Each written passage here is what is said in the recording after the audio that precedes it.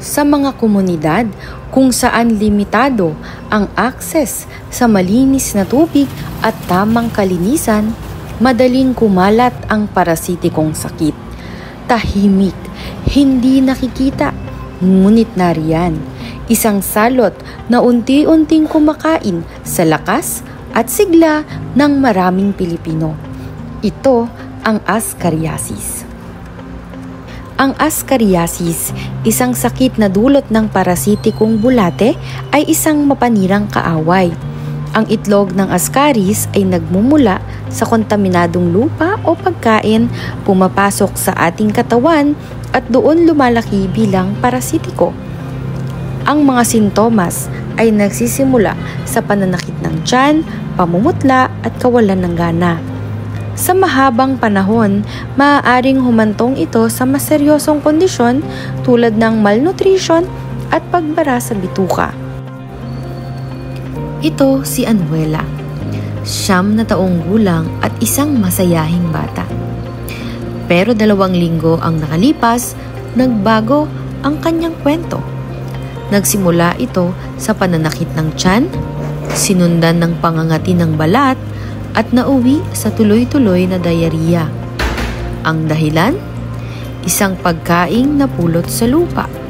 Kontaminado pala ito ng bakterya. Dahil dito, unti-unting nanghina si Anuela. Ano po kaya ang pwedeng solusyon para sa mga nararamdaman po ng aking anak, Dok? Meron po ba akong maaaring maibigay sa kanya upang mapaganda po yung kanyang kondisyon? Tulad ng halamang gamot o mga natural na lunas po?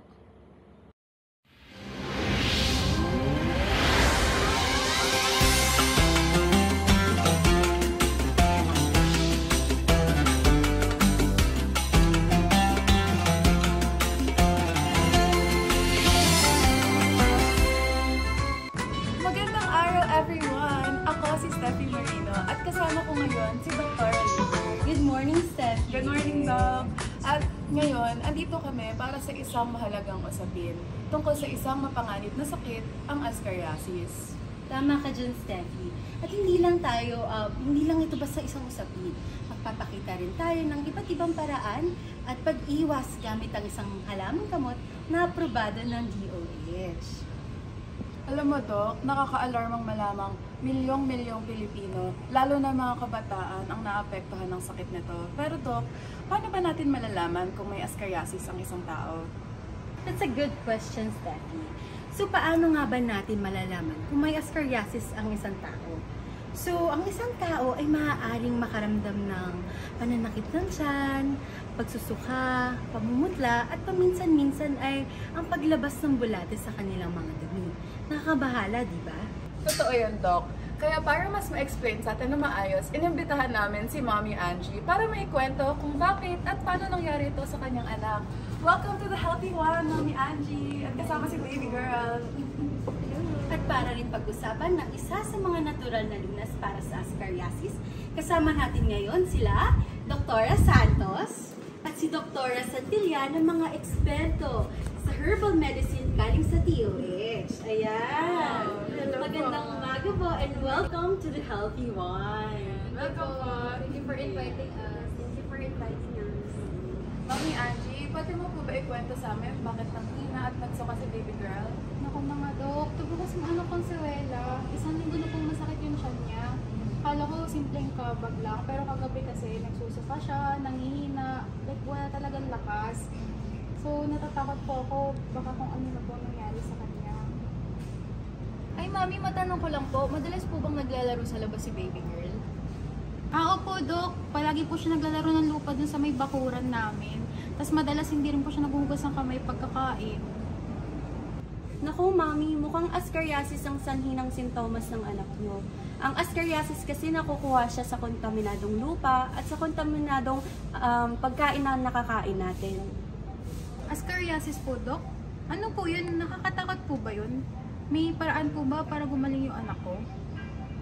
Opo, Mami, huwag po kayong mag-alala. Marami po tayong mga gamot na makatutulong para po mapaalis ang mga bulate. Isa na po dito ang nyog-nyogan. Ang nyog-nyogan po ay isa sa 10 herbal plants na aprobado ng DOH. Ngunit bago natin ito gamitin, kailangan natin mapasigurado na tama ang paghahanda nito upang maging epektibo at ligtas. Mga Dok, paano po ba nalalabanan ng nyog-nyogan ng mga bulate sa tiyan? Bali, ang Kiscalis indica or nyog-nyoga sa nakararami, particular ang buto nito, ay naglalaman ng kiscalic acid na epektibong pamatay sa mga bulate natin sa tiyan. Ngayon, sa tradisyonal na medisina, kinakain ang tuyong buto nito sa tamang dosage. Pero lagi po nating tatandaan na dapat sundin natin ang wastong paghanda nito upang maiwasan ang side effects sa maling paggamit nito. Para sa tamang preparasyon ng nyog-nyogan bilang pampurga, siguraduhin tama ang paraan ng paggamit nito upang maging ligtas at epektibo. Narito ang mga dapat tandaan. Kunin ang hinog na buto ng nyog-nyogan, patuyuin ito at kainin ito ng hilaw. Ito ay dapat gawin 2 oras bago ang huling pagkain ng pasyente sa araw na iyon. Huwag niyo rin pong kalimutan na sumangguni sa doktor para sa tamang gabay. Wow, ganun pala yun, Dok, no? Pero paano po ang mga bata? Pwede po ba sa kanila, Dok? Actually, pwede ito sa mga bata, pero sa maliit na dosage lamang. Para sa tamang dosage na to, para sa matatanda, pwede po tayong kumain ng 10 buto. Para sa edad 4 hanggang 7, 4 na buto. Para sa edad 8 hanggang 9 naman po, pwede po tayong kumain ng 6 na buto. At para naman po sa edad 10 hanggang 12 ay 7 buto. Ngunit mahalagang paalala, huwag po nating ibibigay ang nyog-nyogan sa mga batang hindi pa po umaabot ng 4 na taong gulang. Mahalagang sundin po natin itong gabay na ito para maiwasan po natin ang side effects ng pagkain ito. Lagi po tayong makipag-ugnayan sa inyong doktor para sa karagdagang payo. Napakahalagang paalala yan, Dok. So sa mga viewers natin dyan, tandaan yung mga sinabi ni Dok, ha?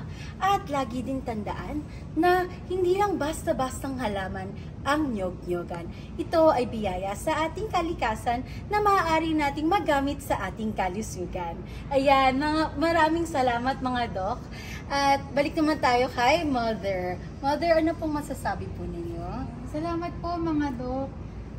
At sa The Healthy One, gagawin ko pa lahat para gumaling sa Anuela. Sana po mapabuti na yung lagay niyo. Maraming salamat po, Mommy, baby girl. Thank you po for sharing your experience with everyone. Ang ascariasis ay isang seryosong sakit. Pero may mga natural na solusyon na maaari nating magamit, katulad ng nyog-nyogan. Sa tamang kaalaman at gabay, malalabanan natin ito. Tandaan mga kaibigan, ang kalusugan ay kayamanan. Ugaliin maglinis ng katawan at ng kapaligiran at huwag kalimutang balikan ang biyaya ng kalikasan. Hanggang sa susunod na episode, ito ang The Healthy One, kung saan ang informasyon ang ating panlaban sa sakit. Alaga ay garantisado, kalusugan ng pamilya, lagi sigurado. Alimento maaasahan mo sa bawat sulok ng bayan.